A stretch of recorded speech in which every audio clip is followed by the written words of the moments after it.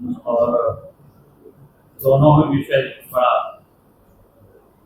गंभीर विषय है। झारखंड के आम लोगों से जुड़ा हुआ मामला है, क्योंकि आप सबको ध्यान में कि देश के प्रधानमंत्री नहीं, पहले तो अपनी बात को मैं प्रारंभ करूं उससे पहले आज बोर्ड के एग्जाम का रिजल्ट आया है, उसके लिए झारखंड के बच्चों को हमारे ओर से, पार्टी की ओर से बहुत बहुत बधाई है, शुभकामना है। वो सारे विद्यार्थी लोगों की भविष्य उज्जवल हो, यही मैं कामना करता हूँ। मैं कह रहा था कि बड़ा गंभीर विषय है। देश के प्रधानमंत्री आदरणीय नरेंद्र मोदी जी आयुष्मान योजना के तहत, क्योंकि वो झारखंड की धरती से ही लॉन्च हुई है, और उसके तहत ये कि भाई हर गरीब को 5 लाख रुपया तक के मुफ्त में इलाज की सुविधा उनको उपलब्ध। उसके लिए देश के प्रधानमंत्री आदरणीय नरेंद्र मोदी जी जो प्रधानमंत्री स्वास्थ्य बीमा योजना, जिसको हम आयुष्मान योजना कहते हैं, उसमें से था 60 और 40%, यानी 60% भारत सरकार पैसा देगी और 40% राज्य सरकार पैसा लगाए। लेकिन उसमें एक फैसिलिटी और थोड़ा सा छोड़ दिया गया, राज्य सरकार भी अपने ढंग से अगर कुछ करना चाहे तो वो कर सकते। इसका लाभ उठाते हुए झारखंड सरकार ने प्रधानमंत्री स्वास्थ्य बीमा योजना को मुख्यमंत्री स्वास्थ्य बीमा योजना नाम। जब राज्य सरकार अपना कुछ नाम अगर वो जोड़ते हैं तो पहले 60-40 के रेशियो में पैसा देना होता था, यानी केंद्र 60% देती थी और राज्य 40%। वो फिर उलट जाता है।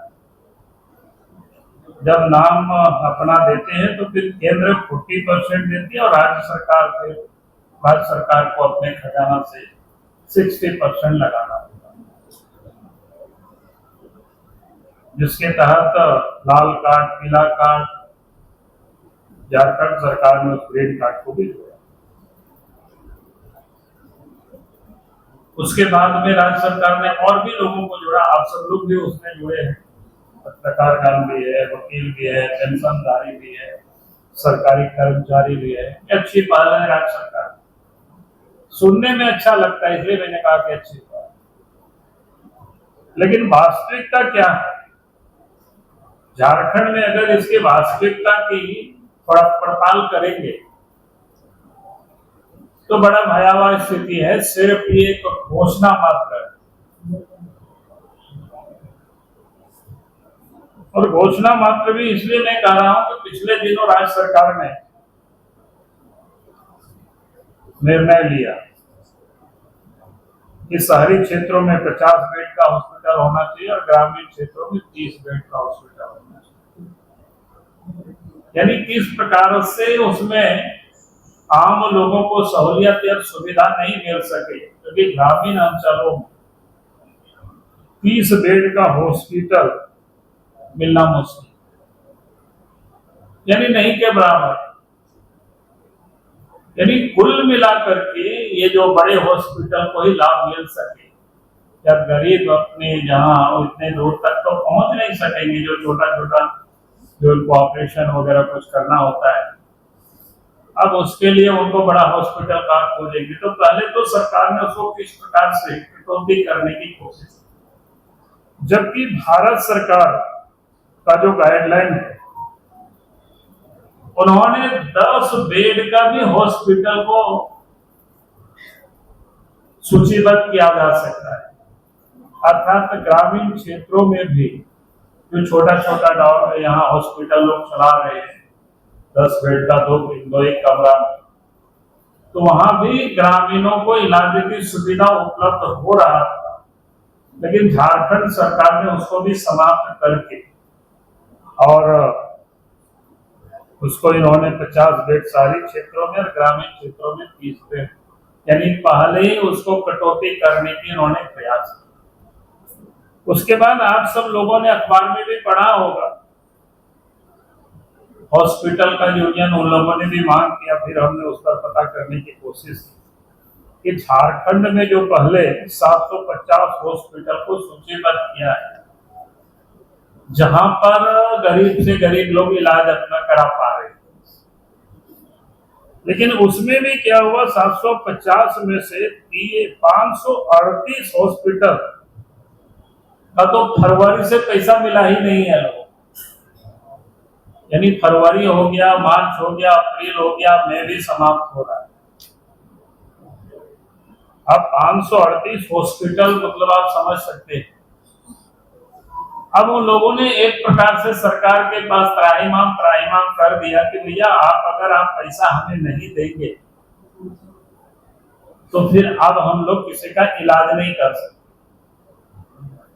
यानी कुल मिलाकर के सरकार जिस रास्ते पर कदम पर चल रही है, जिससे गरीबों को उसका कोई लाभ नहीं मिल सकता,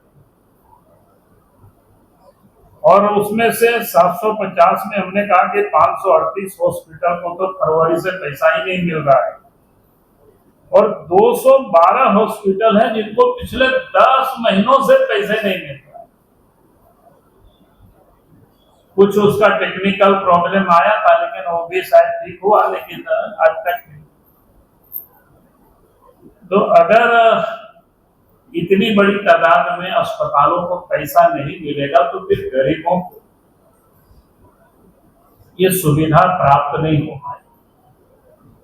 और गरीब ही नहीं बल्कि गरीब के साथ साथ जो हमने कहा कि पेंशन भोगी, वकील है, पत्रकार है, कर्मचारी है, यानी किसी को कोई लाभ नहीं मिल पाएगा। इसलिए एक तो हम सरकार से ये मांग करेंगे, भाई केंद्र सरकार का जो गाइडलाइन है, एक तो 10 हॉस्पिटल तक को सूचीबद्ध करना, ताकि ग्रामीण अंचलों में भी गांव के गरीबों को स्वास्थ्य सुविधा मिल सके। और उसमें जो कठिनाई आती है, एक तो जिला स्तर पर शिकायत निवारण समिति होती है, जिसका प्रावधान होता है कि प्रत्येक महीना में मीटिंग होना, बैठकें होना, लेकिन वो होता नहीं। अधिकांश जिलों में यही देखा गया है, जानकारी हमने प्राप्त करने की कोशिश की, वो होता नहीं। फिर राज्य स्तर में भी जो शिकायत निवारण समिति है, प्राधिकरण है, उसकी भी वही हाल, और जिस कारण से गरीबों को ये लाभ ठीक प्रकार से वो नहीं मिल पा रहा है। और इसलिए हम सरकार से ये कहेंगे कि भाई आप इसको ठीक करें। और हमने देखा कि जब भी प्रेस के लोग मंत्री से बात करते हैं तो उनका जवाब आता है क्या कि ईडी वालों ने फाइल ले गया, आप सबको ध्यान में होगा। लेकिन मैं उस पर एक विषय में कहना चाहूंगा। पहली बात तो मेरी जानकारी में कोई सरकारी अस्पतालों में कहीं पर कोई ईडी वालों ने छापा नहीं मारा। अगर जहां कहीं भी छापा मारा है तो बिचौलियों के घर में, दलालों के घर में छापा मारा। तो फिर अगर वहां से ईडी ले गया तो फिर वहां फाइल क्या कर रहा था? दलाल के घर में, ईडी के घर में या कर्मचारी के घर में भी फाइल क्या काम कर रहा था? फाइल तो ऑफिसों में होता है। इसका मतलब ये गड़बड़ी हुआ। अगर मंत्री जी का कहना ये सत्य है तो मैं कहूंगा कि मंत्री जी को पहले उन लोगों के ऊपर एफआईआर लॉन्च करनी चाहिए जिन लोगों ने ऑफिस की फाइल को अपने घरों में और दराज में रखा था। और नहीं तो इस प्रकार की इधर उधर से बातें नहीं चलेगी, नहीं बनेगी बातें। ये लोगों को कब तक आप धोखा देंगे और ठगेंगे। तो एक तो ये विषय था मेरा, ये बड़ा महत्वपूर्ण विषय है क्योंकि देश के प्रधानमंत्री आदरणीय नरेंद्र मोदी जी का ये बड़ा महत्वाकांक्षी योजना है सब उनका कि हर को स्वास्थ्य की सुविधा उपलब्ध हो, लेकिन झारखंड में स्वास्थ्य की सुविधा उपलब्ध नहीं हो रही, बल्कि वो सुविधा को यहाँ एक प्रकार से समाप्त कर रहे हैं। आम लोगों को उसका जो लाभ मिलना चाहिए वो नहीं मिल रहा है। इसलिए सरकार इसको ठीक करे, ये हम राज्य सरकार से मांग करते हैं। और एक विषय में जरूर, क्योंकि आप सब लोग प्रश्न पूछते ही और आते जाते आप सब लोग प्रश्न पूछते ही रहते हो, तो मुझे लगा कि मैं अपने ओर से ही मैं आप सब लोगों को विषय आपके समझ रखना चाहता हूं। आजकल आप देख रहे होंगे कि कांग्रेस पार्टी हो, झारखंड मुक्ति मोर्चा, बड़ी झंडा लेकर के लोग घूम रहे हैं कि भैया सरना कोड सरकार लागू करे।